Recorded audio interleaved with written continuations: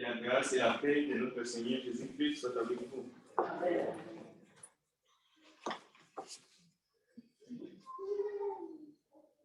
Nous saluons ceux qui sont avec nous en ligne et nous les souhaitons aussi une très bonne écoute au nom de notre Seigneur Jésus, aussi loin qu'ils sont.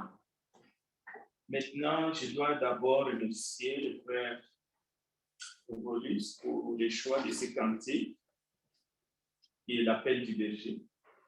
Les brebis sont en danger. Et vous savez que lorsqu'il y a un danger, comment est-ce que nous nous comportons? Donc, l'évangile, c'est aussi un message urgent. C'est pour cela, la deuxième personne que je vais remercier, c'est notre frère Bernard, parce que le choix du sujet montre déjà et la manière qu'il a présenté, vraiment, c'est très bien, très, très bien. Il y a des choses qui nous interpellent tous. Être un membre d'une église locale, sans être membre du corps de Christ, c'est vraiment quelque chose qui vient nous interpeller et c'est bien de le savoir. La deuxième chose qui m'a interpellé, c'est la douceur et aussi il faut saisir les opportunités pour avertir ces gens-là. Ouais, dans notre vie privée, dans notre évangélisation personnelle, peut-être. Mais ce matin, dans cette salle, si vous êtes là ce matin et que vous êtes dans cette situation, sachez-le que ni moi, ni Bernabé, ni qui que ce soit, s'attendait que vous soyez là. C'est possible que vous soyez heurtés par l'urgence du message de l'Évangile qui est une puissance. Maintenant, il ne vous restera qu'à vous seul de répondre à l'appel, de faire attendre le Seigneur, même si vous ne savez pas à quel moment vous pouvez, votre nez va pointer vers le haut, c'est-à-dire que la mort va venir vous chercher. C'est pour cela le message de l'Évangile, c'est un message urgent. Avec amour, avec douceur, c'est un message urgent. L'Église du Christ est la colonne et l'appui de la vérité. Nous proclamons les oracles du Seigneur et quiconque croit, quiconque accepte est sauvé. Il va quitter l'antichambre de l'enfer pour entrer dans le royaume des cieux. C'est une bonne nouvelle, des joies et des grâces. Et c'est ce message que nous apportons dans ce monde. Mais souvent,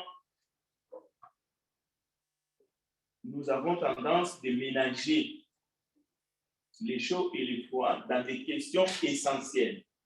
C'est des questions vitales. C'est-à-dire le danger est permanent. Alors, ce matin, que Dieu nous aide, et je voudrais remercier le frère Benjamin pour la lecture de la parole de Dieu. Mais je vous invite encore de prendre vos Bibles. Nous allons compléter la lecture et passer au message de ce matin, s'il vous plaît. Allons-y dans l'Épître aux Hébreux, l'Épître aux Hébreux à partir du verset 13 et à partir du chapitre 13. L'Épître aux Hébreux, et nous lirons encore quelque part dans les Thessaloniciens 5. Notez bien ces passages-là. Ça fait partie du message. Hébreux chapitre 13, je vais lire quelques versets. Donc, retenez Luc 22, 24 à 32. Maintenant, c'est Hébreux chapitre 13, à partir du verset 15. Et je vous donnerai tout de suite le thème du message de ce matin.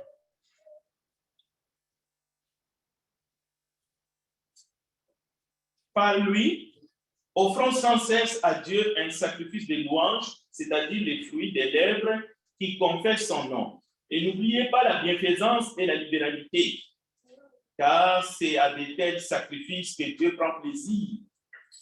Obéissez à vos conducteurs et ayez pour eux de la déférence, car ils veillent sur vos âmes comme devant en rendre compte. Qu'il en soit ainsi, afin qu'ils les fassent avec joie et non en gémissant, ce qui ne vous serait d'aucun avantage. Alors, le dernier texte de ce matin, 1 Thessaloniciens, première lettre de Paul aux Thessaloniciens, chapitre 5. Cherchez-le tranquillement. Voilà, nous sommes là. 1 Thessaloniciens, chapitre 5. Nous lirons quelques versets à partir du verset 1er. Bon, il s'agit bien du retour de Jésus comme nous venons d'entendre dans le message de l'Église, mais les commentaires que j'ai faits, nous ne connaissons ni les jours ni l'heure. Donc, il est bon que nous soyons membres du corps de Dieu et non membres de l'Église locale seulement. C'est incompatible. C'est un danger pour toi. Pour ce qui est des temps et des moments, vous n'avez pas besoin, frères, qu'on vous en écrive, car vous savez bien vous-même que le jour du Seigneur viendra comme un voleur dans la nuit. Quand les hommes diront paix et sûreté, alors une ruine soudaine les surprendra comme les douleurs de l'enfantement surprennent la femme enceinte et ils n'échapperont point. Mais vous, frères, vous n'êtes pas dans les ténèbres pour que ce jour vous se prenne comme un voleur. Vous êtes tous des enfants de la lumière et des enfants du jour. Nous ne sommes point de la nuit ni des ténèbres. Ne dormons donc point comme les autres, mais veillons et soyons sobres. Car ceux qui dorment la nuit et ceux qui s'enivrent la nuit. Mais nous qui sommes du jour, soyons sobres, ayant revêtu la cuirasse de la foi et de la charité, et ayant pour casque l'espérance du salut. Car Dieu ne nous a pas destinés à la colère, mais à l'acquisition du salut par notre Seigneur Jésus-Christ, qui est mort pour nous afin que soit que nous veillions, soit que nous dormions, nous vivons ensemble avec lui. C'est pourquoi exhortez-vous réciproquement et édifiez-vous les uns les autres, comme en réalité vous le faites. Nous vous prions, frères, d'avoir de la considération pour ceux qui travaillent parmi vous et qui vous dirigent dans le Seigneur et qui vous exhortent. Ayez pour eux beaucoup d'affection à cause de leur œuvre. Soyez en paix entre vous. Nous vous en prions aussi, frères, avertissez ceux qui vivent dans le désordre. Consolez ceux qui sont abattus. Supportez les faibles.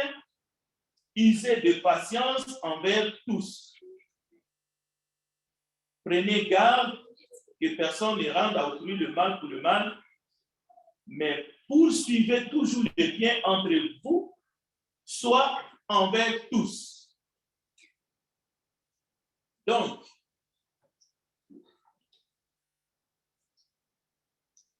j'ai entendu le frère de police, il a dit honorable frère. Très bien. C'est ça que nous venons d'entendre dans les Écritures. Par rapport à ceux qui nous dirigent, mais aussi les uns les autres. Mais la mission de l'Église, c'est de dire la vérité, c'est de défendre la vérité. La mission de chaque enfant de Dieu, c'est de demeurer dans la parole de Dieu. Si vous cessez de demeurer dans la parole de Dieu, vous cessez d'être un enfant de Dieu. Et l'Église qui cesse de demeurer dans la parole de Dieu, cesse d'être le corps du Christ. Bon, ça devient un bocal, un local, un assemblée locale, un groupement de politiciens qui se rencontrent chaque dimanche matin pour se plaire les uns les autres. Donc, le corps du Christ, l'assemblée de Dieu, l'église de Jésus-Christ, c'est la colonne et l'appui de la vérité. Nous ne sommes pas ici pour refléter notre société. Non, la société doit voir le Christ rayonner au milieu de son assemblée. Cela veut dire qu'il y a des lois du monde qui ne s'appliquent pas dans l'Église. Et surtout, ne poussez pas l'Église de sortir des Écritures, de faire ce qui vous plaît.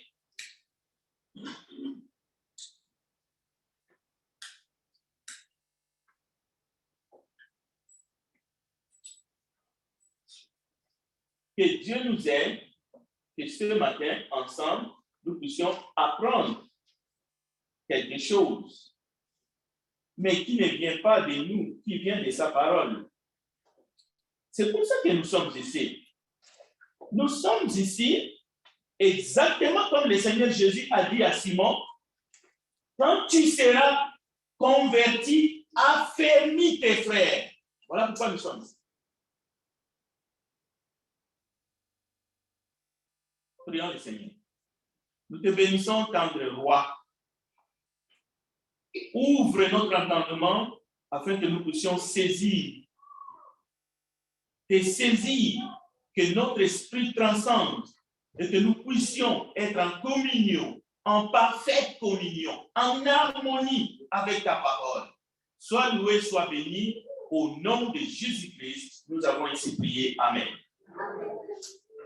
Ce matin, je voudrais remercier d'abord parce que on n'est même pas prédicateur, on les devient par diverses grâces, par les dons qu'il a distribués dans son Église, selon Éphésiens chapitre 4. Évangéliste, apôtre, prophète, pasteur, docteur, ce sont des dons du ministère. Voilà pourquoi, comme je l'ai entendu d'un sage, j'aimerais remercier ceux qui ne m'ont pas aimé et qui ne m'aiment pas comme j'étais, ni comme je suis d'ailleurs. Celui qui te dit je t'aime, je t'accepte comme tu es, cette personne ne t'aime pas bien. Ce qui n'est pas le cas dans le monde. Le monde va vous donner un son contraire. Je répète. Celui qui te dit je t'aime et je t'accepte comme tu es, ne t'aime pas bien, comme il faut, comme le Seigneur le veut, comme le Seigneur le désire. Le Seigneur n'a jamais dit qu'il faut qu'on t'aime comme tu es.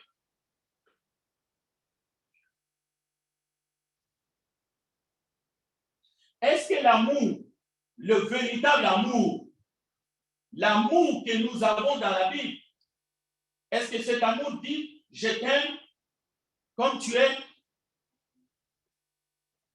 Tu peux faire tout ce que tu veux. Est-ce que l'amour, c'est ça l'amour de la Bible? C'est ça l'amour de Dieu? Oui, la personne qui te dit je t'aime comme tu es, je t'accepte comme tu es, il te dit écoute, je t'aime, mais tu peux faire tout ce que tu veux. Non. Ça, ce n'est pas l'amour que Jésus a dit à ses disciples, de s'aimer en fait. Donc, il ne faut pas m'accepter comme je suis. Il ne faut pas m'accepter comme j'étais. Cela veut dire que ta présence auprès de moi doit être un support pour que moi je m'améliore, pour que je sois meilleur, plus meilleur que ce que je suis et plus meilleur que ce que j'étais.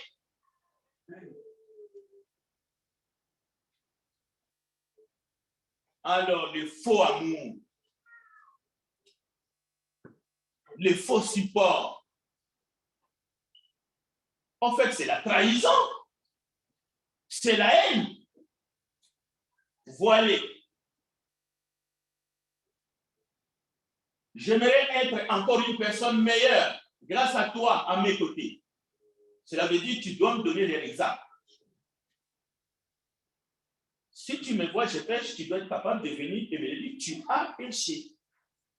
Ce que tu as fait n'est pas correct. Je t'aime, je t'accepte, mais fais attention de la manière que tu te conduis. Oui, c'est ça que je vais écouter. La vraie fraternité, c'est l'amour exigeant. Et ça, c'est valable même dans les couples, dans la famille, dans la relation enfant, parent, enfant, même dans les amitiés.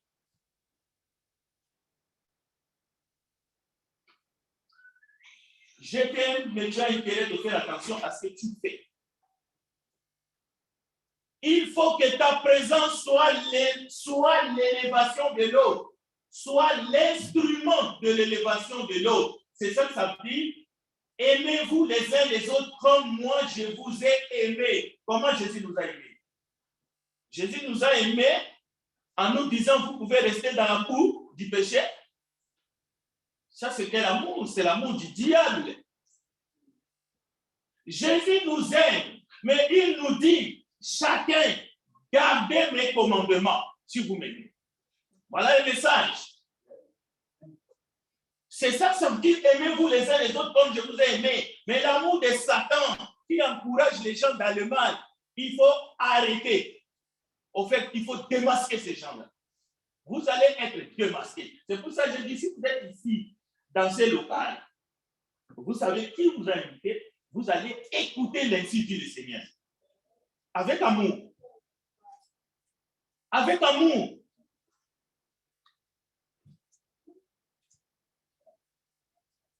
Ce matin, nous allons parler des dirigeants dans l'Église, mais nous allons parler de membres de l'Église du Christ pour faire suite à l'étude biblique que nous avons écoutée ce matin.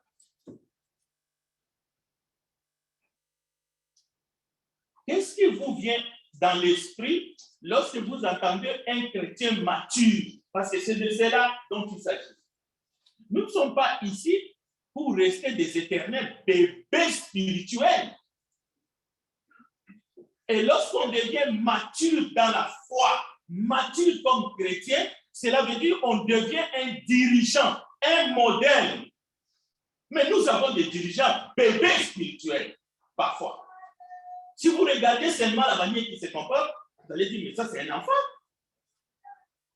Mais comment ça se fait qu'il passe devant et il veut conduire les autres?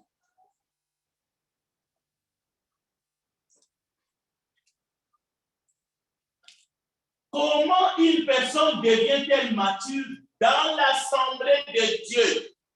J'aimerais bien utiliser les termes que le frère a utilisé, le frère Berami.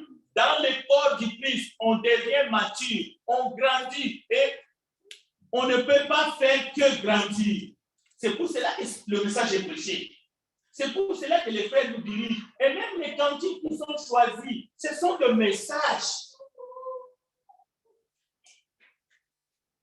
Comment un dirigeant dans le corps du Christ, un chrétien qui est dans le chemin de la maturité, doit-il se comporter? Oui, il faut qu'il soit serviable. 1 Corinthiens chapitre 13, il doit être plein de bonté, plein de bienveillance. Et nous avons lu Luc chapitre 22, le frère Benjamin l'a lu de manière magistrale. Nous avons tous écouté.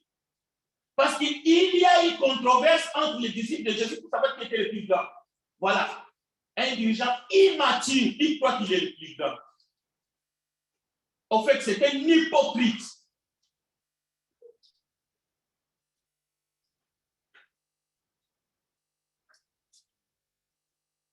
Oui, la Bible dit, aimer, c'est se conduire avec droiture, mais aussi avec tact.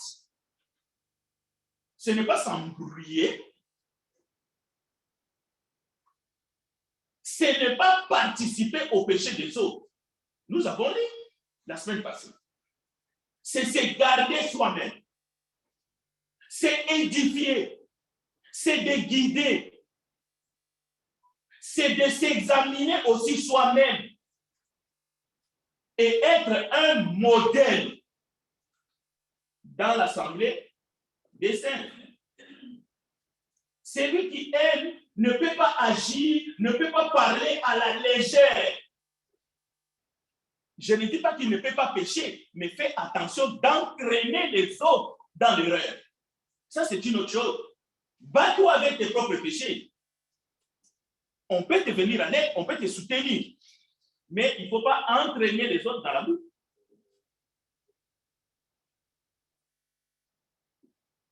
Quand on aime, on ne médite pas le mal. On ne soupçonne pas chez les autres le mal.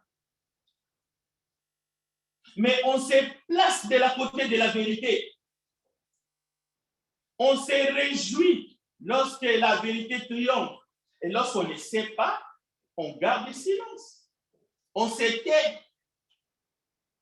Parce que le silence, c'est une force. L'amour, c'est surmonter le mal par le bien. Nous allons parler de la croissance spirituelle, mais en même temps, j'aimerais commencer une série sur le syndrome d'une vie chrétienne prématurée. Le sujet, c'est juste pour amener nos esprits à saisir des vérités qui sont dans la Bible, mais qui peuvent nous aider dans notre propre vie spirituelle et aussi qui peuvent nous aider envers ceux qui sont dans les besoins. Oui, être membre d'une église locale et pas membre du corps de Christ, ça peut aussi signifier quelqu'un qui est là précocement, qui pense qu'il est chrétien, mais en réalité, il n'est pas chrétien. Il est dans la confusion. Mais il y en a qui ne sont pas dans la confusion. Ils ont choisi leur temps. Ils se disent chrétiens, ils ne le sont pas. Ils se disent pas seulement chrétiens, il y en a qui se disent même enseignants, même directeurs. Et c'est Jésus qui nous signale tout cela. Jésus nous dit, dans ses enseignements, ceux qui me disent Seigneur, Seigneur, n'entreront pas tous dans le royaume de Dieu. En ce jour-là, ils diront Seigneur, Seigneur, quand avons-nous vu malade et ne t'avons-nous pas visité? Quand avons-nous vu avoir faim ou avoir soif ou en prison et ne t'avons-nous pas assisté? Voilà comment est-ce qu'ils vont dire. Voilà comment est-ce qu'ils vont essayer de se défendre au dernier jour. D'autres, Seigneur, n'avons-nous pas prêché à ton nom? N'avons-nous pas chassé des démons en ton nom? Jésus leur dirait ouvertement, je ne vous ai jamais connu. Jamais. Donc, il y a de ces gens, il y a de ces syndromes de la vie chrétienne prématurée. On passe par la fenêtre, ou on croit avoir passé par la fenêtre. C'est pour cela, ce matin, je vous ai averti qu'il y a une littérature fournie par notre frère. Regardez là-dedans, il y a des enseignements.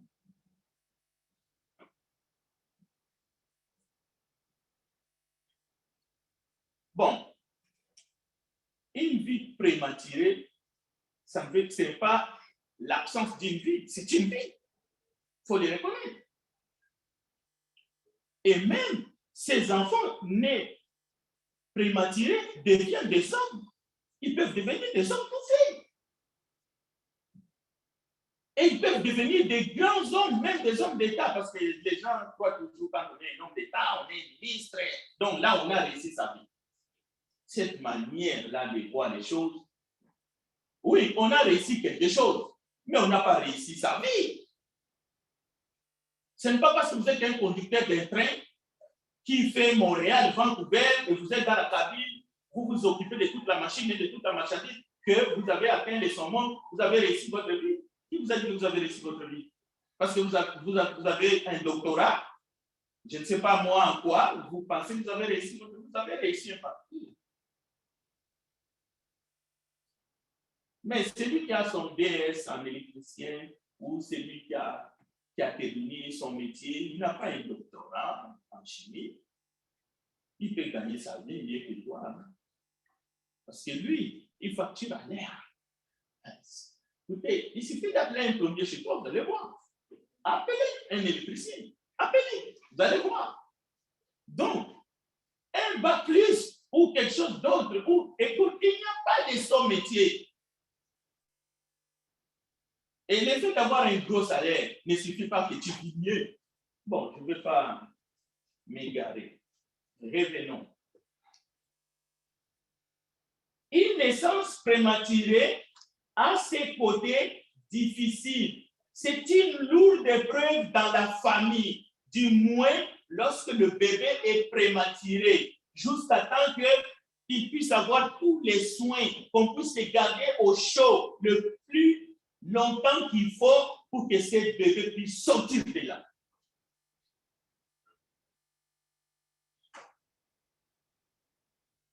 C'est comme ces gens qui sont dans des assemblées, membres d'une église locale, il est là, il fait tout, mais il n'est jamais né de nous. Il n'est pas membre du code. Et ce n'est pas quelqu'un qui va faire de toi un membre de code du Christ. Non, tu dois obéir au message de l'évangile. Tel que le frère Barnabé nous l'a fait. Bon, ce n'est pas parce que l'accouchement a été fait à terre que non plus il n'y aurait pas de problème. Ce n'est pas de cela. Mais nous voulons comprendre ces phénomènes mystiques. Il y a une immaturité qu'il faut pointer du doigt pour que nous puissions croître. Nous devons croître. Nous devons grandir.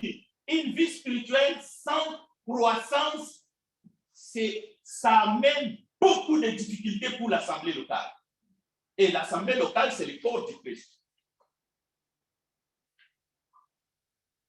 J'aimerais dire ici, le petit poids du bébé, initialement, c'était un problème à la naissance. Ça ne donne pas la joie aux parents. Scientifiquement parlant et même psychologiquement parlant. Allez-y, faites vos investigations, faites votre sondage. Parce qu'on est toujours dans les qui-vive. Est-ce que le bébé va vivre ou non? Même pour les médecins. Alors, je parle ici de phénomènes spirituels. Voilà pourquoi nous devons prier sans cesse pour les femmes qui sont enceintes. Voilà pourquoi l'Église doit prier sans cesse. Pour les familles. Mais aussi pour tout le monde. La Bible nous recommande dans 1 Jean 2 de prier pour tout le monde.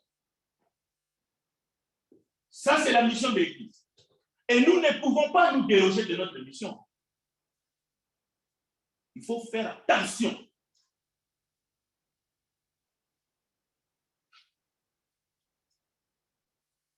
Mais l'Église et Jésus-Christ a mis en garde, pas seulement ses disciples, mais aussi tous ceux qui l'écoutaient à un autre phénomène qui n'est pas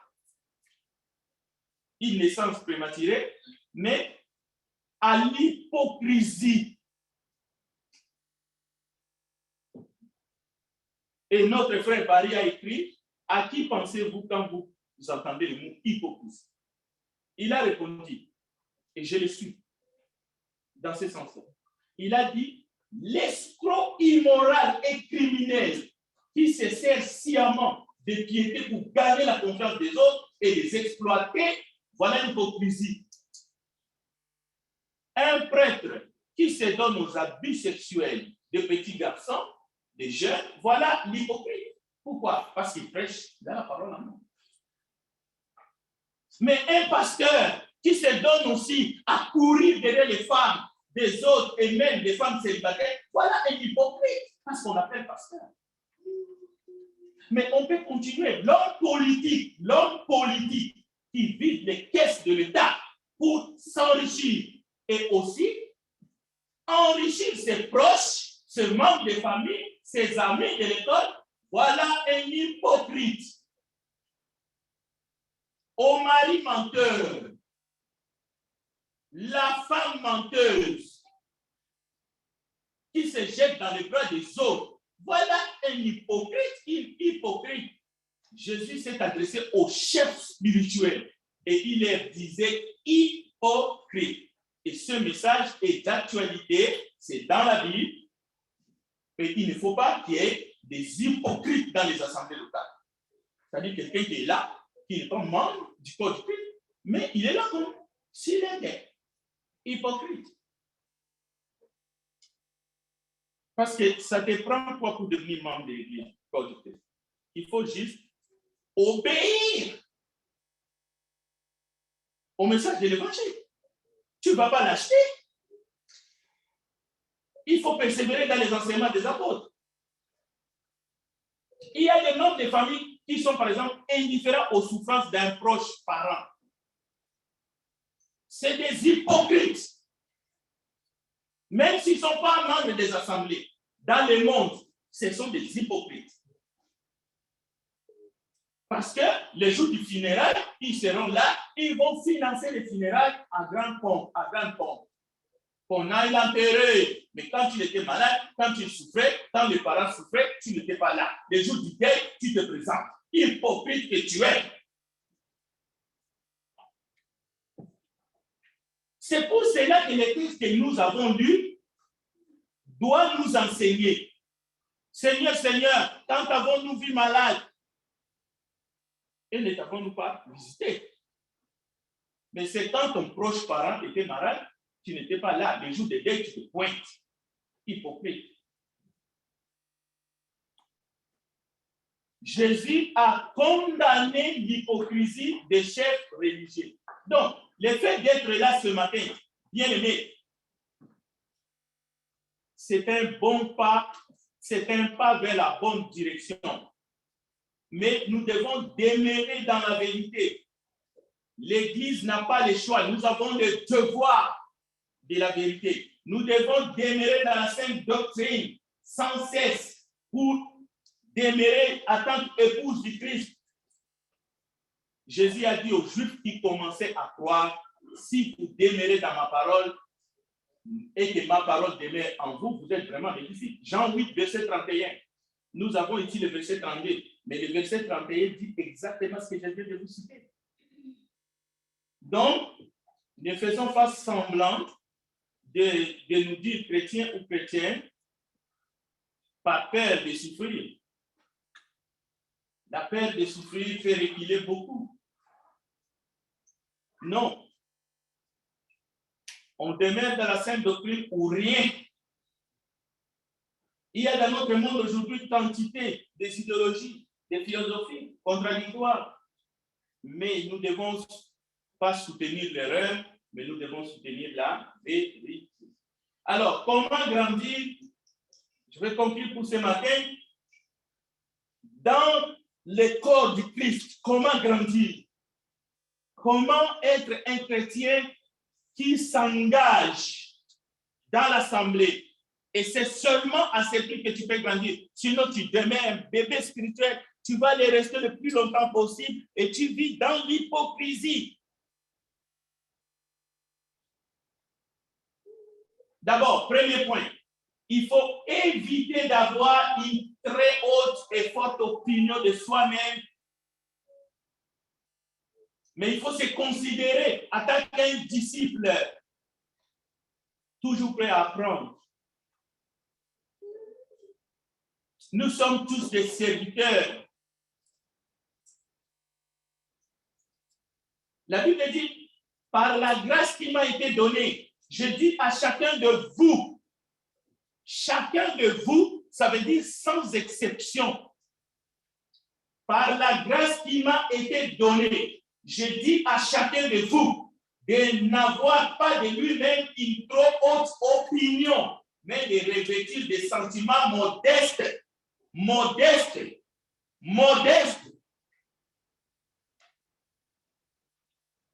Alors, si tu as une trop grande opinion de toi-même, tu es un hypocrite, un bébé spirituel. Tu es dans une vie chrétienne précoce, prématurée. Tu as besoin de grandir. Luc 22. Mais vous pouvez aller même dans Luc 17, où Jésus lui-même il dit, Est-ce que c'est celui qui est à table ou c'est celui qui sert? Qui est le plus grand? Mais c'est celui qui sert. Comment comprendre ces avertissements sortis de la bouche du Seigneur lui-même? Si Paul était vivant de nos jours et qu'il répétait même ces phrases, il y a des gens qui seraient prêts à le mordre. Paul se ferait ramasser. Vous savez pourquoi? Il y a de ceux-là qui diront à Paul, Paul, tu veux nous donner une leçon, toi qui as persécuté l'Église, toi qui as persécuté les chrétiens, tu as tué les chrétiens, nous, on n'a même pas tué une mouche, et tu te mets debout pour nous dire que nous devons avoir des sentiments modestes. Qui peut nous le dire, mais pas toi, Paul? Il y a des gens qui pensent comme ça. Ils disent, mais lui, il nous parle en tant que qui? Tu connais ma vie? Même si tu connaissais ma vie, cela ne m'empêche pas de parler comme je suis en train de parler. Je ne parle pas comme ceux-là qui ne savent pas à quelle autorité ils parlent. Moi, je le sais.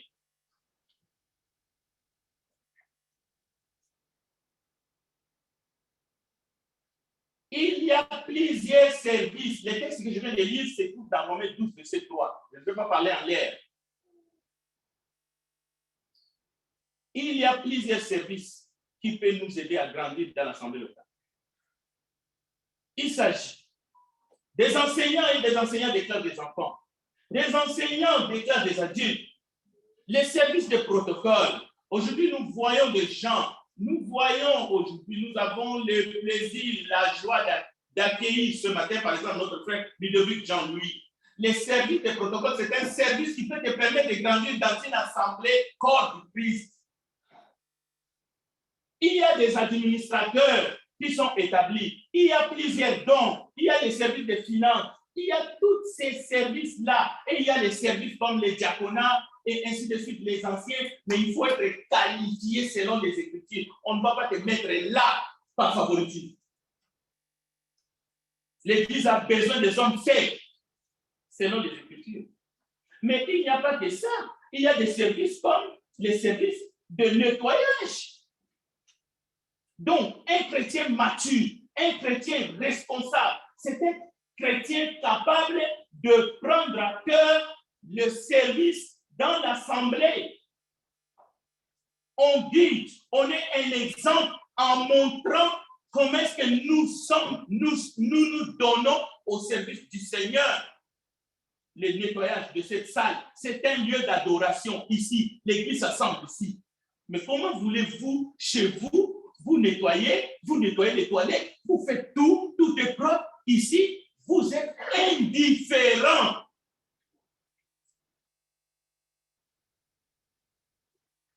Ça ne vous passe pas dans l'esprit jusqu'au moment où vous avez besoin d'aller dans les toilettes. C'est là que vous vous rendez compte qu'il y a des toilettes ici et les services d'hygiène, ça fait partie des critères pour savoir qu'ici, il y a la paix de Dieu. Ici, Christ habite, pas dans un local, mais dans les membres qui sont des temples et des corps du Christ. Mais lorsqu'on ne prend pas soin, même du lieu où nous adorons, vous attendez toujours qu'on fasse pour vous. C'est la preuve que vous êtes un bébé spirituel. Vous ne grandissez pas, parce que vous êtes incapable de prendre des initiatives. Et même si on prend l'initiative, on met un tableau là pour écrire les noms, on va pousser. Ce sont des enfants qu'on les pousse comme ça. Où est notre maturité spirituelle? Où est la croissance? C'est dans les petites choses qu'on voit la fidélité d'un homme de Dieu, d'une femme de Dieu, de serviteurs et servantes. On ne peut pas tout soudoyer, on ne peut pas tout signer des contrats. Si on va signer les contrats pour qu'on enlève la neige, vous voulez maintenant qu'il faut qu'on signe des contrats pour que cette salle, quelqu'un vienne ici pour commencer à nettoyer la salle. Ceux qui se disent dirigeants, mais qui sont indifférents dans les services, nous commençons à nous poser vraiment des questions. Bon, Que Dieu nous aide. Que Dieu nous aide pour que notre vie spirituelle soit associée à des termes simples dans la Bible. Humilité, la foi, la fidélité, l'obéissance, la soumission, les services pour le Seigneur, et non l'orgueil et l'arrogance. Ah, moi j'ai de fortes convictions, moi j'ai une grande opinion. Que Dieu nous préserve de tout cela et nous allons continuer le moment béni. Que Dieu bénisse sa parole. Amen.